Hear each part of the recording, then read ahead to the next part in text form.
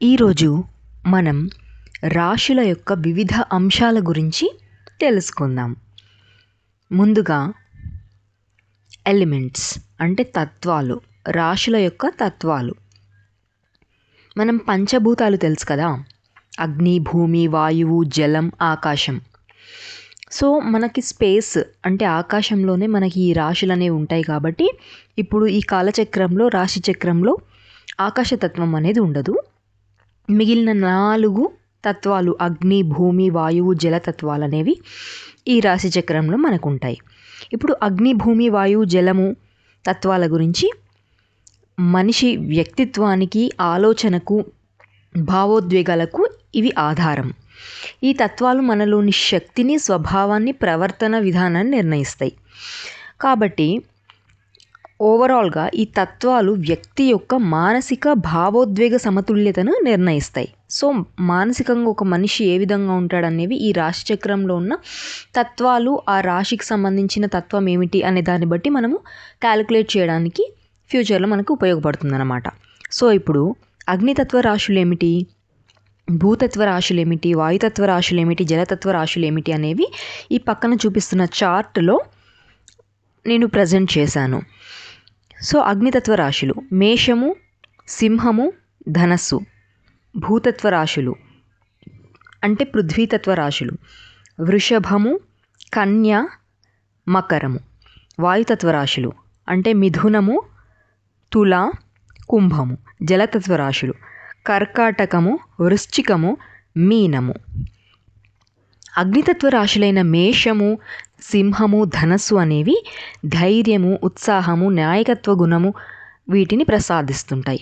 ఈ రాశుల వారు సాహసవంతులు, వేగంగా నిర్ణయాలు తీసుకుంటారు. భూతత్వ రాశులైన వృషభము, కన్య, మకరం వాళ్ళు స్థిరత్వము, ఆచరణాత్మకత, నిబద్ధతను కలిగి ఉంటారు. వీరు క్రమశిక్షణ గలవారుగా ఉంటారు, నమ్మదగిన వారు కూడా. అలాగే వాయుతత్వ రాశులైన మిథునము, తుల, కుంభము వారు ఆలోచన, సంభాషణ, స్నేహపూర్వకతను సూచిస్తుంది. వీరు బుద్ధిమంతులు, సమాజంలో చురుగ్గా ఉంటారు.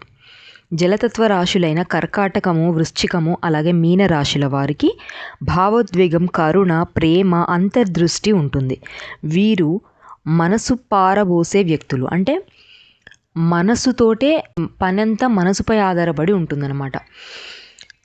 ఇప్పుడు మనము రాశుల యొక్క స్వభావం యొక్క ప్రాముఖ్యతను తెలుసుకుందాం. Importance of nature. చర రాశులు, స్థిర రాశులు అలాగే ద్విస్వభావ రాశులు. చర, స్థిర, ద్విస్వభావ రాశులు వ్యక్తి మార్పులను ఎలా స్వీకరిస్తాడో అనేది తెలియజేస్తుందన్నమాట.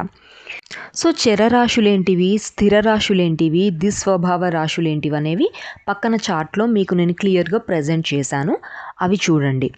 సో చరరాశుల యొక్క స్వభావము, ప్రాముఖ్యత ఏంటంటే అవి చలనము, కొత్త ఆరంభాలు, మార్పులకు సిద్ధంగా ఉంటారనమాట వీళ్ళు చరరాశుల వాళ్ళు. ఈ రాశుల వారు ముందుకు వెళ్ళే స్వభావం కలవారు. అండ్ స్థిర రాశుల వాళ్ళు ఏంటంటే నిబద్ధత, స్థిరత, ఈ ఆలోచనలు స్థిరంగా ఉంటాయి అన్నమాట. ద్విస్వభావ రాశుల వారు 2 కోణాల నుంచి ఆలోచించే గుణాన్ని కలిగి ఉంటారు. మార్పును సరైన సమయానికి అంగీకరిస్తారు. సో ఈ చర, స్థిర, ద్విస్వభావ రాశులు అనేవి ఒక మనిషి ఎలా స్పందిస్తాడు, ఎలా నిర్ణయాలు తీసుకుంటాడు అనేవి తెలియజేస్తుంది. ఇప్పుడు దిశల యొక్క ప్రాముఖ్యత తెలుసుకుందాం. ప్రతి రాశికి ఒక దిశ ఉంటుంది. దిశలు వాస్తు, యాత్రల ఫలితాలపై ప్రభావం చూపుతాయి.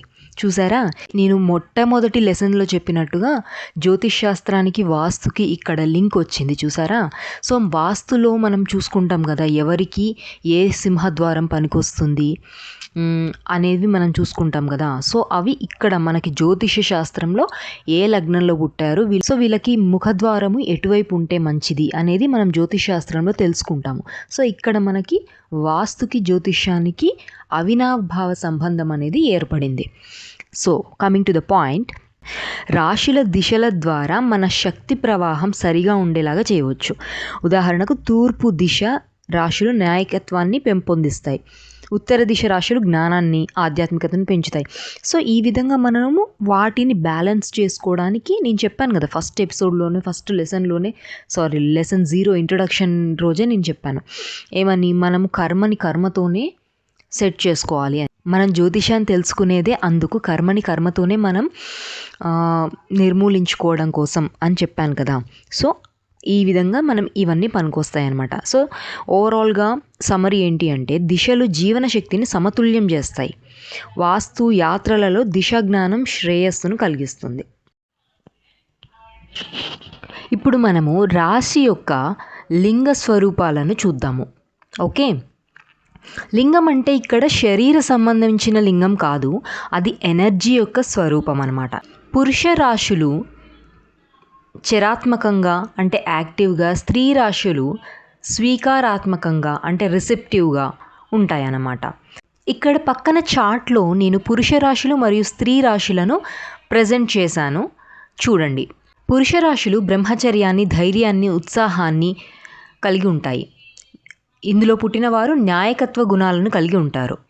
స్త్రీ రాశులలో పుట్టినటువంటి వాళ్ళు అంతర్ముఖతను కలిగి ఉంటారు, సహనాన్ని, భావోద్వేగాన్ని కలిగి ఉంటారు. వీరు సౌమ్యంగా, కరుణతో వ్యవహరిస్తారు. ఇది మన సంబంధాలను, భావాలను సరిచేస్తుంది. వర్ణ ప్రాముఖ్యత, ఇంపార్టెన్స్ ఆఫ్ వర్ణ ఆర్ నేచర్ టైప్ అన్నమాట. వర్ణం మన ఆత్మధర్మం, జీవితంలో మన పాత్రను తెలియజేస్తుంది. బ్రాహ్మణ స్వభావము అంటే మీనము, కర్కాటకము, వృశ్చికము అనేవి బ్రాహ్మణ రాశులు. వాటి యొక్క ప్రాముఖ్యత ఏంటంటే జ్ఞానము, ఆలోచన, బుద్ధి ఆధారంగా వారు జీవిస్తారు. క్షత్రియ స్వభావం అంటే మేషము, సింహము, ధనస్సు రాశులు. రక్షణ, ధైర్యము, న్యాయకత్వంతో జీవిస్తారు ఈ రాశుల వారు.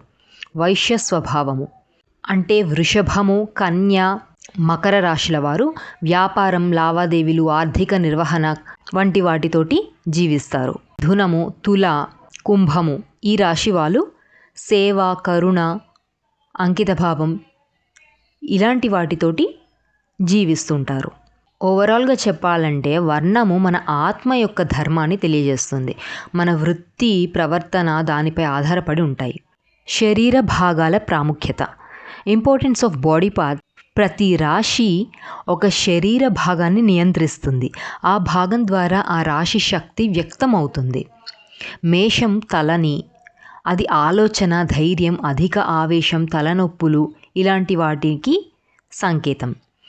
వృషభం గొంతుని, మెడని, గలం, గానం, భాషణ శక్తి ఇటువంటి వాటిని సూచిస్తుంది. మిథునం చేతులను, సంభాషణ, సృజనాత్మకత ఇలాంటి వాటిని సూచిస్తుంది. కర్కాటకం ఛాతి, ప్రేమను, కరుణను, భావోద్వేగాలని సూచిస్తుంది. సింహము హృదయం, న్యాయకత్వము, గౌరవాన్ని సూచిస్తుంది. కన్య కడుపు, విశ్లేషణ, జీర్ణక్రియ, పరిశుభ్రతను సూచిస్తుంది. తుల నడుము, సమతుల్యతను, సౌందర్యాన్ని సూచిస్తుంది. వృశ్చికం మర్మావయవాలు, శక్తిని, మార్పుని, రహస్యాన్ని సూచిస్తుంది. ధనస్సు తొడలు, యాత్రలను, అభివృద్ధిని సూచిస్తుంది. మకరము మోకాళ్ళు, కష్టపడి ఎదగడాన్ని, క్రమశిక్షణను సూచిస్తుంది. కుంభము కాళ్ళు, సమాజ సేవను, స్నేహాన్ని సూచిస్తుంది.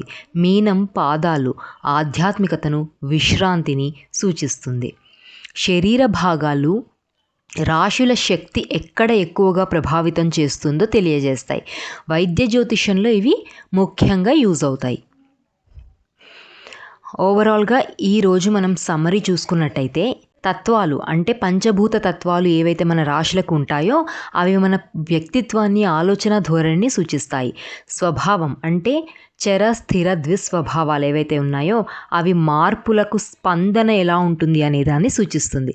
దిశలు అనేది జీవన శక్తి సమతుల్యతను సూచిస్తుంది. లింగము అనేది ఇన్ యాంగ్ ఎనర్జీని సరిపెట్టడానికి ఉపయోగపడుతుంది. వర్ణము అనేది ఆత్మ యొక్క ధర్మాన్ని చూపిస్తుంది. వృత్తి ధోరణిని కూడా తెలియజేస్తుంది. శరీర భాగాలు శారీరక, మానసిక ఆరోగ్యత సూచిస్తుంది.